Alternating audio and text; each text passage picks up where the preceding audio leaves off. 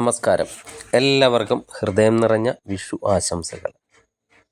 1201 മേടമാസം 1-ാം തീയതി 2026 ഏപ്രിൽ 14 പുതിയൊരു രാശിചക്ര വർഷത്തിലേക്ക് നമ്മൾ കടക്കുകയാണ്.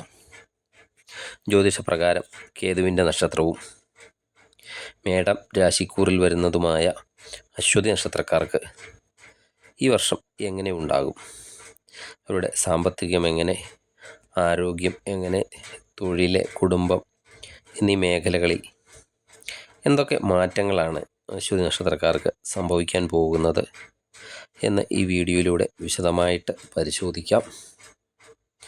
അശ്വതി നക്ഷത്രക്കാർ പൊതുവെ വേഗതയൊക്കെ ഉള്ളവരും കാര്യപ്രാപ്തിയൊക്കെ നല്ലതുപോലെ ഉള്ളവരുമാണ്. ഈ വിഷു സംക്രമണ സമയത്ത് ഗ്രഹനിലയൊക്കെ പരിശോധിച്ചാൽ വ്യാഴം മിഥുനം രാശിയിലും ശനി മീനം രാശിയിലും സഞ്ചരിക്കുന്നു. രാഹു കേതുക്കൾ യഥാക്രമം കുംഭൻ രാശിയിലും ചിങ്ങൻ രാശിയിലുമാണ് സ്ഥിതി ചെയ്യുന്നത്. ഈ ഗ്രഹസ്ഥിതി അശ്വതി നക്ഷത്രക്കാരെ സംബന്ധിച്ചിടത്തോളം ചില മേഖലകളിൽ വലിയ കുതിച്ചുചാട്ടത്തിനും മറ്റു ചില മേഖലകളിൽ നല്ല രീതിയിലുള്ള ജാഗ്രത വേണമെന്നുമാണ് സൂചിപ്പിക്കുന്നത്. അശ്വതി നക്ഷത്രക്കാർ ഈ വർഷം ആരോഗ്യകാര്യത്തിൽ അല്പം ശ്രദ്ധിക്കേണ്ടത് ആവശ്യമാണ്. പ്രത്യേകിച്ച് ഉദര സംബന്ധമായ അസുഖങ്ങളോ തലവേദനയോ ഒക്കെ അലട്ടാൻ സാധ്യതയുണ്ട്. കൃത്യമായ ഭക്ഷണക്രമമൊക്കെ പാലിക്കുക, അതുപോലെ കൃത്യമായ രീതിയിലുള്ള വ്യായാമമൊക്കെ ശീലിക്കുന്നത് ഗുണം ചെയ്യുന്നതാണ്. മാനസിക സമ്മർദ്ദമൊക്കെ ഉണ്ടാകാതിരിക്കാൻ വേണ്ടി യോഗയോ ധ്യാനമോ ഒക്കെ ശീലിക്കുന്നത് നന്നായിരിക്കും. ഔദ്യോഗിക ജീവിതത്തിൽ അശ്വതി നക്ഷത്രക്കാർക്ക് അനുകൂലമായ മാറ്റങ്ങൾ തന്നെ പ്രതീക്ഷിക്കാവുന്നതാണ്. ഇപ്പോൾ നിലവിലുള്ള ജോലിയിൽ സ്ഥാനക്കയറ്റത്തിനോ ശമ്പള വർധനവിനോ ഒക്കെ സാധ്യതയുണ്ട്. എന്നാൽ സഹപ്രവർത്തകരുമായിട്ടൊക്കെ സംസാരിക്കുമ്പോൾ അല്പം ഒരു മിതത്വം പാലിക്കുന്നത് അനാവശ്യ തർക്കങ്ങൾ ഒഴിവാക്കാൻ സഹായിക്കുന്നതാണ്. വിദേശത്തൊക്കെ ജോലി ആഗ്രഹിച്ച് വളരെ കാലമായിട്ടൊക്കെ ശ്രമിച്ചിട്ടും ഒന്നും നടക്കാതെയൊക്കെ ഇരിക്കുന്നവരാണെങ്കിൽ അതിനുള്ള ഏതെങ്കിലുമൊക്കെ ഒരു മാർഗങ്ങൾ ഈ വിഷുവർഷം നിങ്ങളുടെ മുന്നിൽ തെളിയുന്നതാണ്. ബിസിനസ് രംഗത്തൊക്കെ ഉള്ളവർക്കാണെങ്കിൽ പുതിയ സംരംഭങ്ങളൊക്കെ തുടങ്ങാൻ അനുയോജ്യമായ സമയം തന്നെയാണ്. എന്നാൽ വലിയ സാമ്പത്തിക നിക്ഷേപങ്ങളൊക്കെ നടത്തുമ്പോൾ വിദഗ്ധരുടെയൊക്കെ ഉപദേശം തേടുന്നത് നന്നായിരിക്കും. പങ്കാളിത്ത കച്ചവടത്തിലൊക്കെ ഏർപ്പെട്ടിരിക്കുന്നവർ പണമിടപാടുകളിലൊക്കെ കൂടുതൽ സുതാര്യതയൊക്കെ പുലർത്തേണ്ടതാണ്. സാമ്പത്തികം എങ്ങനെയുണ്ടെന്ന് നോക്കിയാൽ സാമ്പത്തികമായി മെച്ചപ്പെട്ട നിലവാരത്തിലായിരിക്കും ഈ വർഷം. അപ്രതീക്ഷിതമായ ചില ധനലഭ്യതകളൊക്കെ ഉണ്ടായേക്കാം.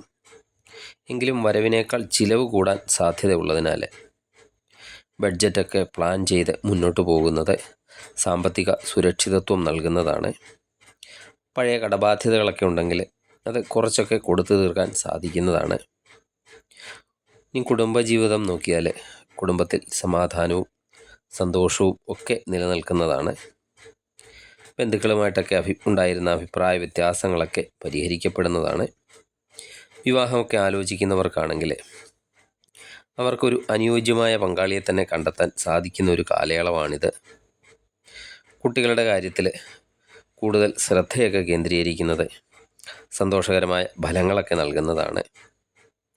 കുടുംബത്ത് വിവാഹം പോലെയുള്ള മംഗളകർമ്മങ്ങളൊക്കെ നടക്കാനും സാധ്യതയുണ്ട്. വിദ്യാർത്ഥികൾക്ക് പഠനകാര്യത്തിൽ കൂടുതൽ ഏകാഗ്രതയൊക്കെ പുലർത്താൻ സാധിക്കുന്നതാണ്. മത്സര പരീക്ഷകളിലൊക്കെ മികച്ച വിജയം കൈവരിക്കാൻ സാധിക്കുന്നതാണ്.